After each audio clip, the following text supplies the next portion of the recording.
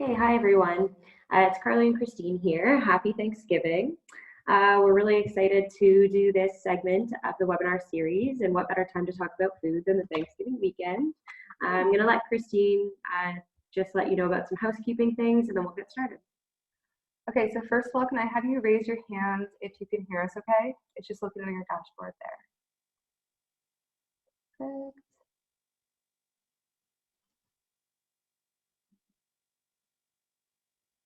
Just waiting on one more hand there, possibly.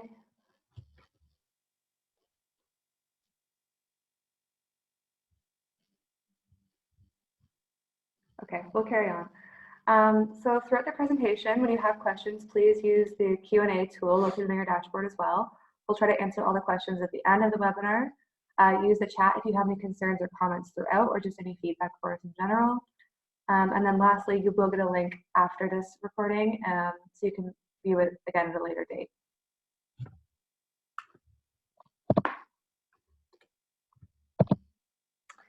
So as a reminder, we're the Ontario Agricultural College Student Liaison Program. So what we do is build awareness of academic career pathways in agriculture, environment, communities, and our topic today, food. And we like to do that through experiential learning opportunities for students and for teachers. So I have a quick question for you before we get started on this topic. If you could just write your response to it in the chat box. What do you think food science is? So we'll either confirm your response or debunk it in a little bit.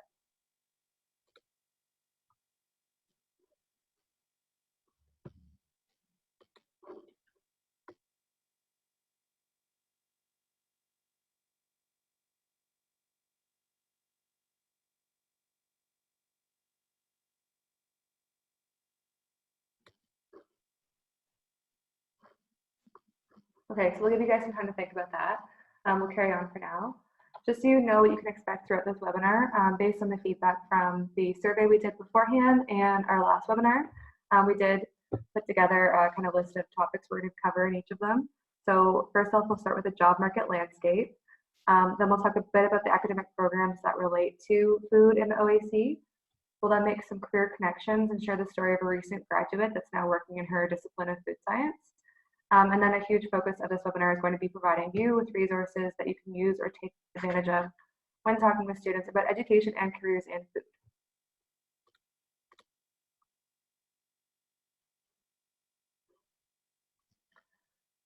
So we do have a poll question for you. How many people are employed in the food and beverage processing sector in Ontario? So just put your guess in the first poll there.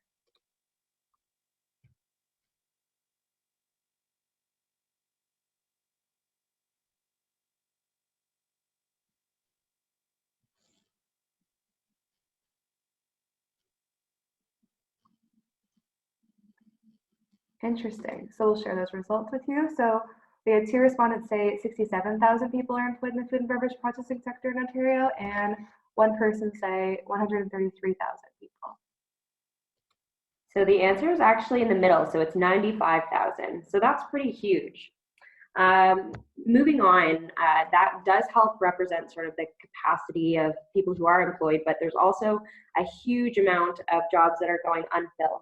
And we have some data to reflect that from our Planning for Tomorrow survey. So in our first webinar, we talked about there being 4 jobs for every 1 graduate coming out of our programs going into the agri-food sector. In addition to that, what we found in the report is that 51% of food sector companies have difficulty in finding qualified recruits. That's over half. So that's representing even more of the need to engage youth in pursuing food as a career pathway. About half of food companies require more than half of their employees to have a post-secondary education. So that can also be really important when we're speaking to youth about how they're planning their career pathways.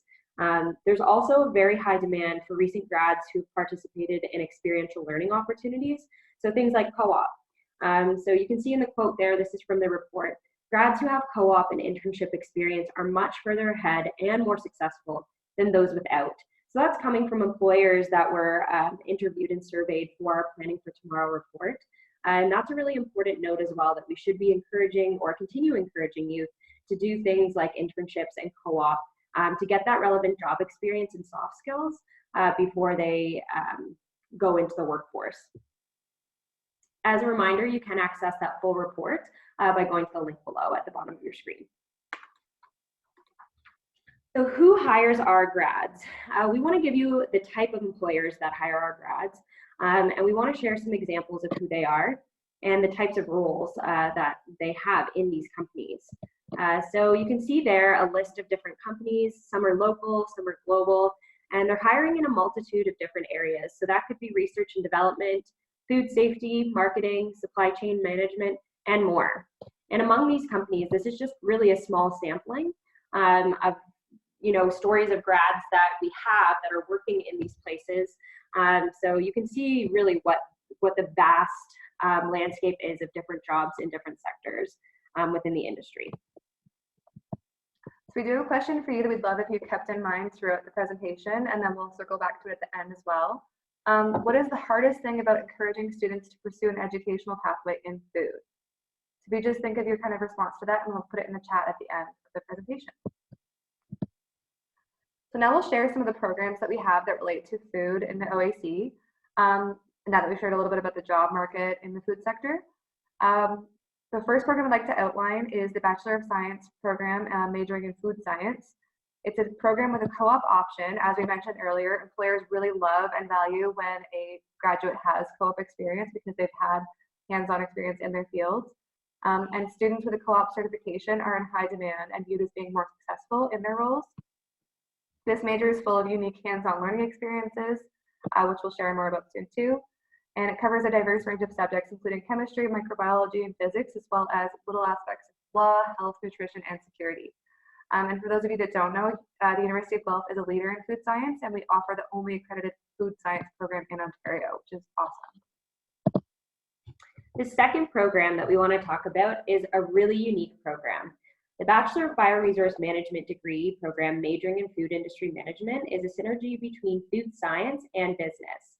This is a very young program, so we only have students that are in their second year of study. We don't have any grads yet. We developed this program in response to what employers were looking for when we distributed the survey during our Planning for Tomorrow report. In this program, students have the opportunity to be in the co-op stream as well.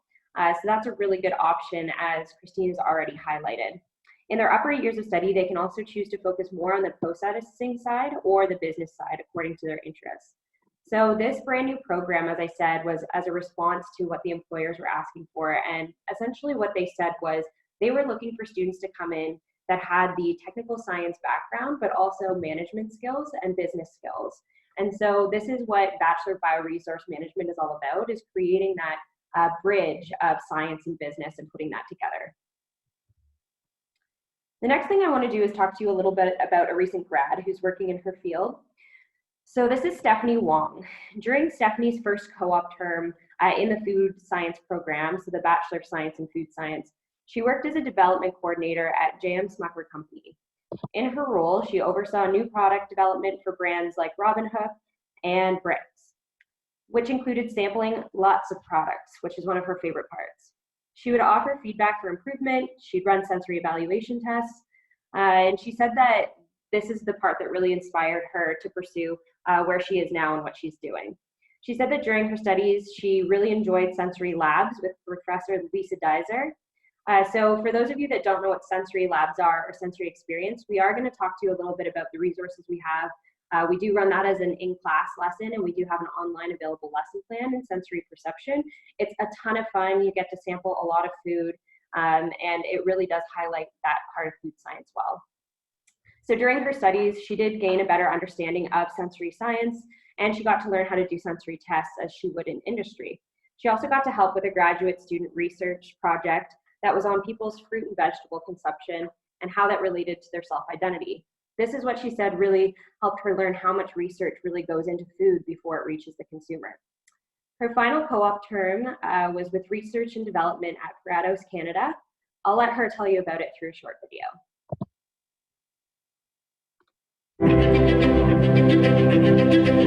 My name is Stephanie, and I am a fifth-year food science co-op student currently finishing up a placement at Parados Canada. At Parados, I essentially help develop the food products you would see at the grocery store, so we'll have really interesting products like developing a new flavored cake or a clean label cake solution. We'll come up with recipes using our technology, and we'll do some testing in the bakery. After baking, we will evaluate the cake, take some measurements, and then, of course, taste the cake. I've done some projects with over 1,000 different cupcakes, which I got to test and try every one of them. The majority of my time is in the bakery. I'm always doing test baking. I'm running different experiments just to see what different ingredients do in cakes in order to create the delicious cake you see in grocery stores. In order to help make products a success, we have to take some measurements in order to compare different tests. For example, one of my favorite equipments is the texture analyzer because it mimics a mouth in order to see how much force it takes to compress a piece of bread or a piece of cake, and this gives us an idea about how consumers would perceive our product. I love food product development because you're essentially getting paid to play with food. You're always surrounded by people who are passionate about food, and you really get to be creative. You never go hungry. There's always a lot of projects happening, so you get to try all different types of foods, and if anything, you can always eat your experiment. Why I like the co-op program is that it gives you real work experience, and it really showed me where my passions lie. It's also a really great tool in order to make new connections, and it really helps you find a job after employment because, in fact, 6 out of the 7 people in research and development at Parados are from the University of Guelph.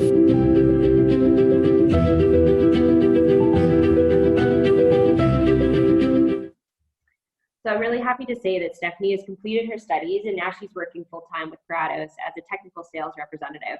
She provided us with a direct quote for you to tell you a little bit about her role at Parados now. She says, "I am able to combine my technical knowledge from research and development with my social skills. I get to introduce consumers to our company and products.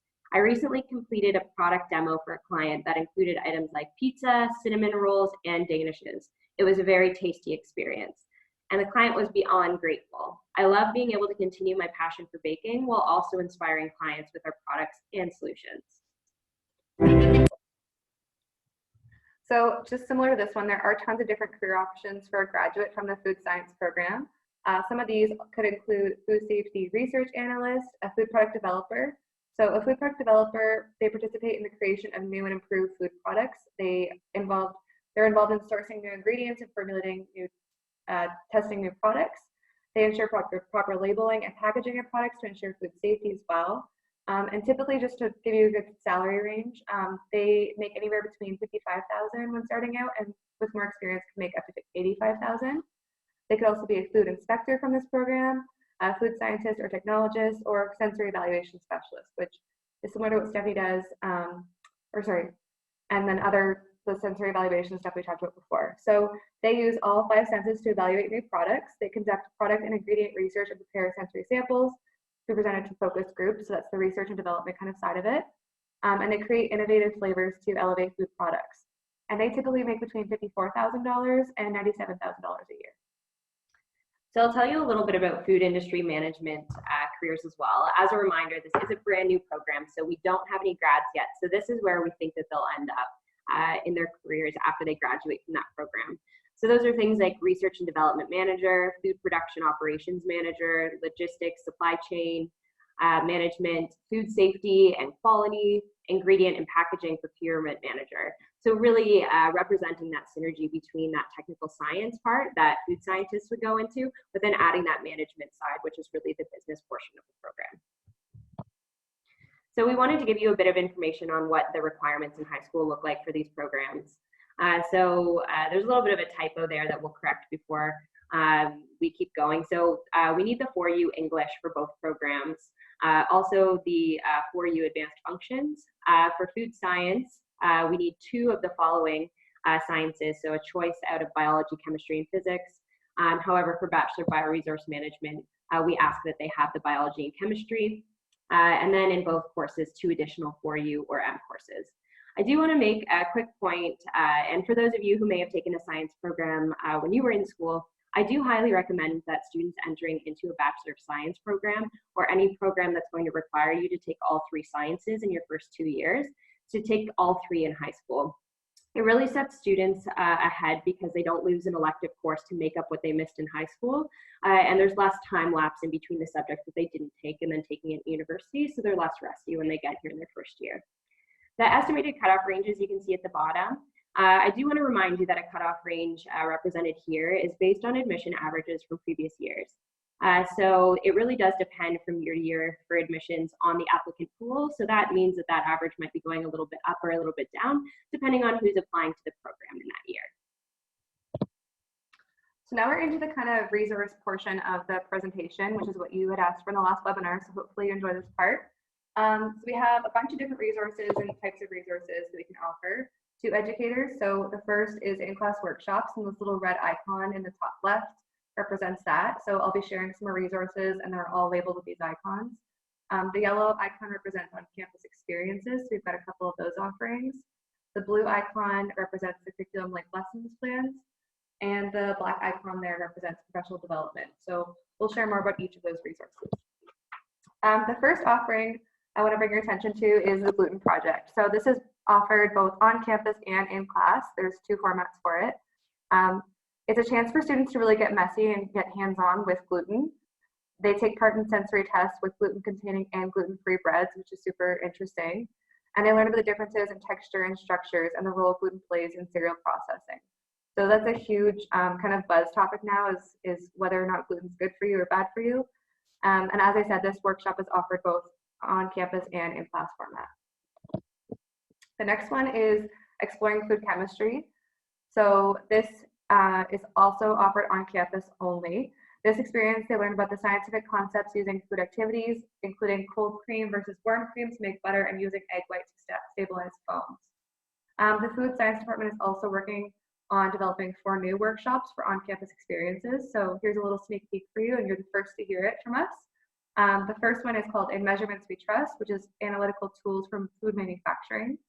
The next one is called From Data to Information, Tools for Data Collection and Analysis. The third is called Temperature is Our Friend, Food Manufacturing, Freezing and Heating to Enhance Food Stability. And the fourth is called Sci-Fi Food Matrices, Food Manufacturing Part 2, which will cover spherification to additive manufacturing. And that is a mouthful. It is a term that means turning liquids into spheres. So if you think of bubble tea, like little tapioca balls, that's what spherification means. So we do have someone that raised their hand. I'm just gonna check the Q&A quick. Oh, the meaning of the symbol. So as I mentioned, this little yellow one is for on-campus experiences. The red one was for in-class experience or visits and workshops. And the blue one is the curriculum-linked lesson plans you'll learn about soon. I've got a couple of those resources. And then the black icon is for professional development.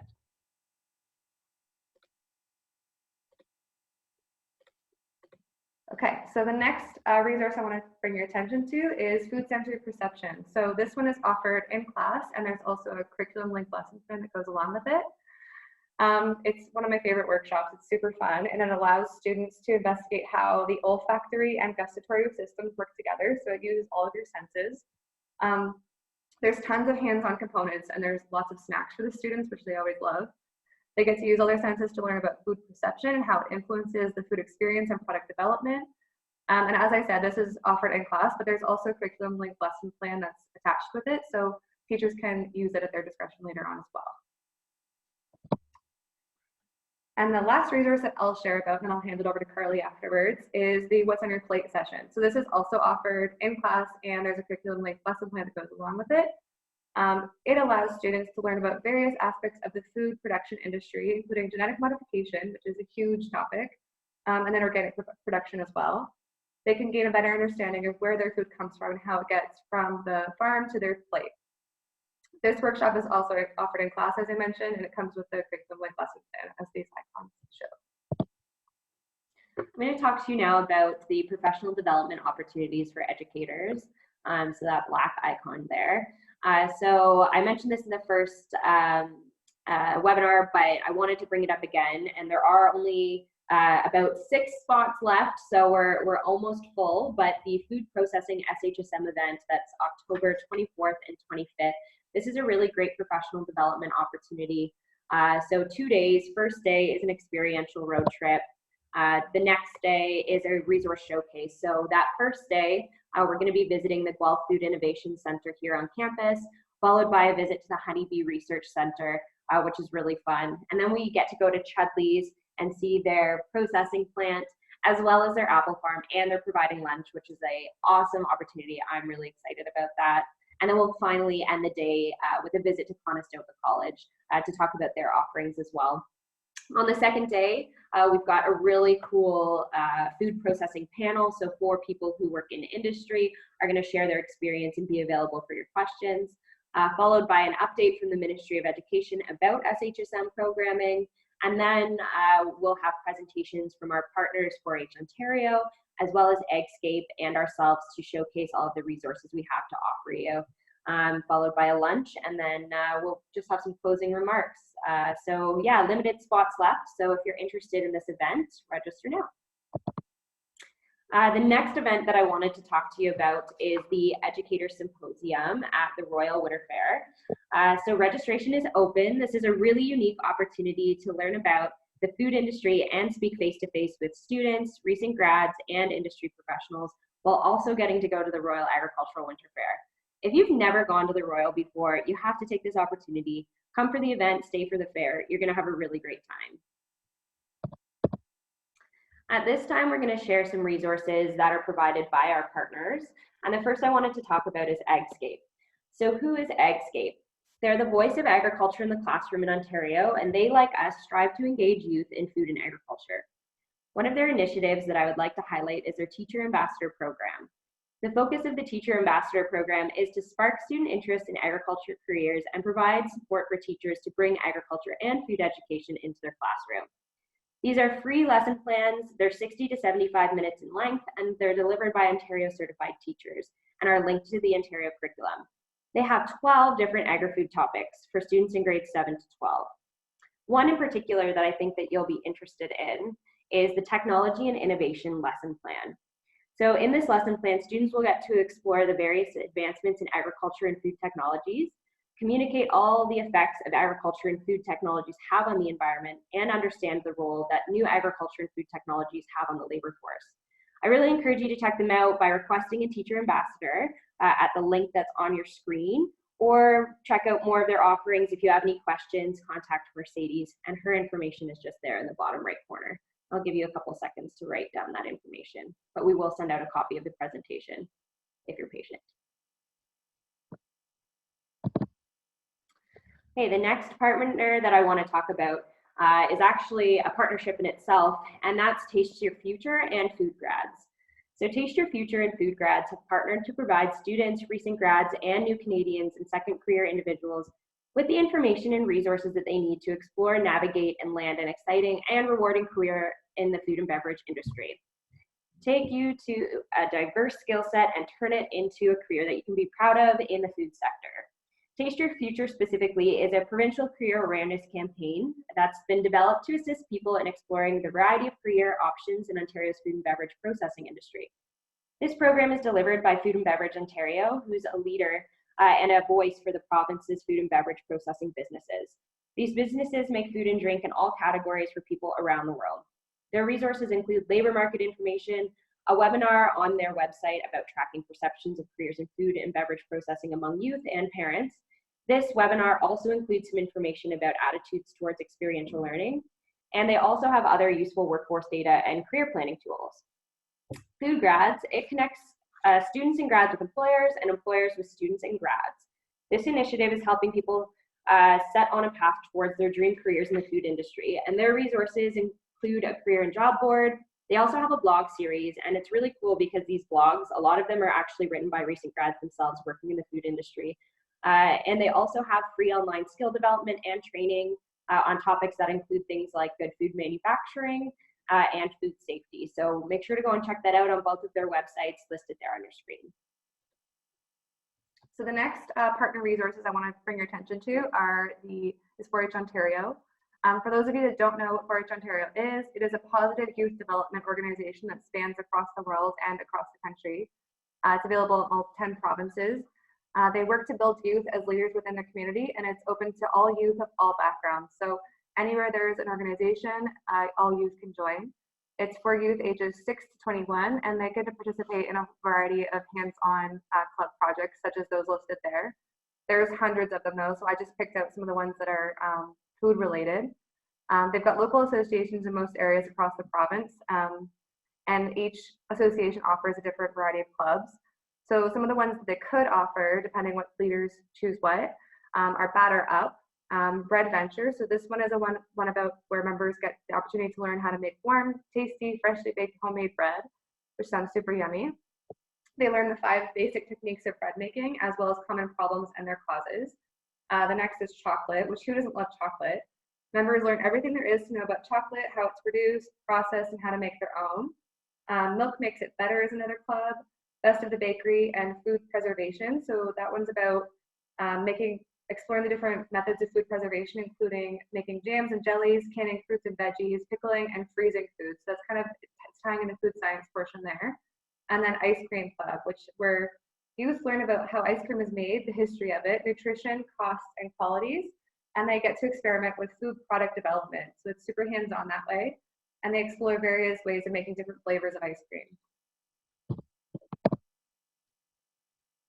So we're back to this question we asked you at the beginning. What is the hardest thing about encouraging students to pursue an educational pathway in food? If you could all take a minute just to write down your response to this in the chat box, that would be great.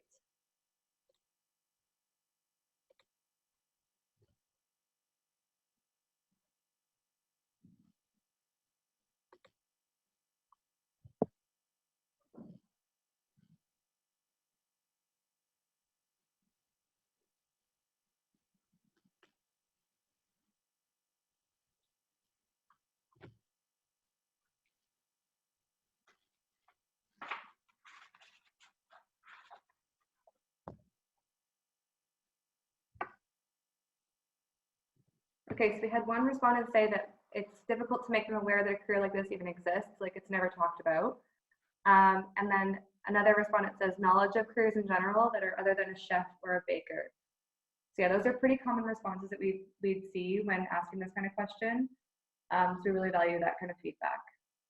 Yeah, we find that most commonly when we interact not only with youth, but also with some educators and parents, talking about food science especially, or food processing, ends up being kind of confusing. People aren't sure if that means culinary or if that means being a nutritionist. And really it does include aspects of both, but it's very, very different in terms of the science that goes into it. So if you have students who are really into things like chemistry, microbiology, and they don't want to do something that's, for example, in the medical field, and they're like, well, where do I go? I think food science is a really great option for students that are considering science, but just don't have a lot of direction on what they want to do. It's a really, really cool program. If I was to do it over again, I definitely would have considered it, but I didn't even know that it existed until I started working here. So I didn't either. Yeah.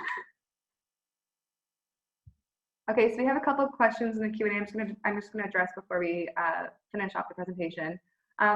Someone asked, are these individual classes you're describing? So back when I mentioned the resources that the OAC Liaison Program offers, which was the in-class visits, those are the different kind of offerings we have where if a teacher like yourself were to request for us to come to your classroom, those are the kind of workshops that we could do with your class. So that's the What's on Your Plate and the Gluten Project and food sensory evaluation. All of those can be done in class. So you would have us come to your classroom for a period or a few, depending if other teachers want to get involved as well. And we would talk to your class and kind of get hands-on with them. So hopefully that answers that question. I did want to comment as well that those offerings are all free, so we don't charge. So we travel to you, we bring all the materials, and that's at no cost to you.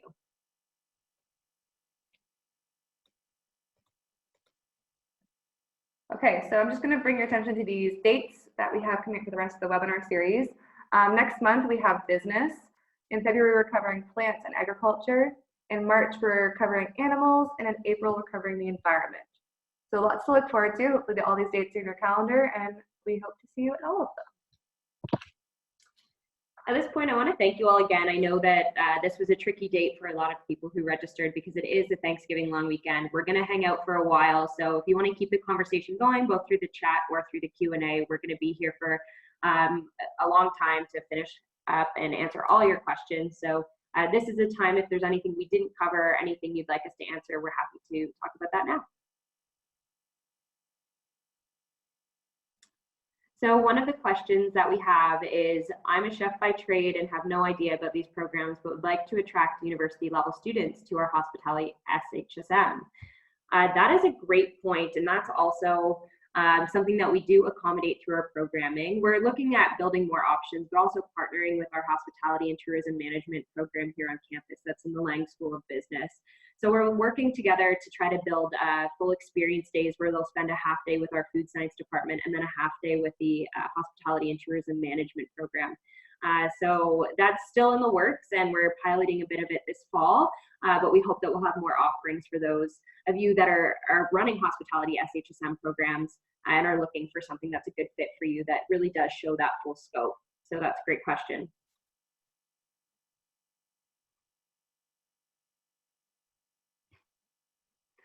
So we do have a question from someone who is attending our PD Day, which is really exciting, on October 24th and 25th, and asked if they should stay at the Delta or the Holiday Inn. If I was going to give my recommendation, it's much easier in terms of walking to campus if you didn't want to park on campus, to stay at the Delta. It's right there, kitty corner to the university, so you can walk to campus in just moments. That being said, the Holiday Inn is just down the street, and if you're driving, anyways, we will be covering parking, so that's not an issue. So it's really up to you. I haven't stayed at either of them because I do live in town, so I can't say what the experience is like, but either of those would be suitable choices.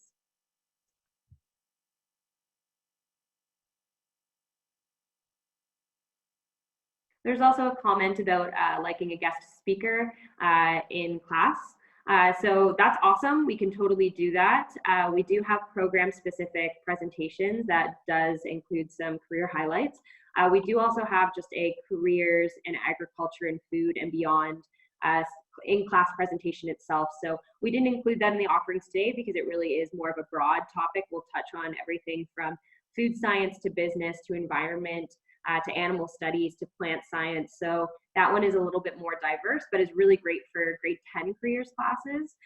So if that's something that you're interested in, we're happy to deliver that, or to tailor something more specifically to a program area.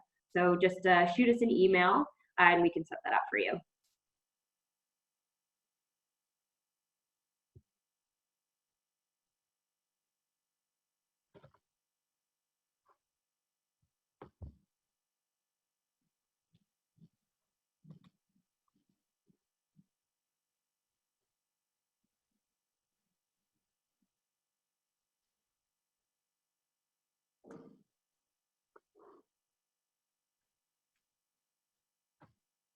We'll stay on for about another 2 minutes. If any other questions come up, just let us know.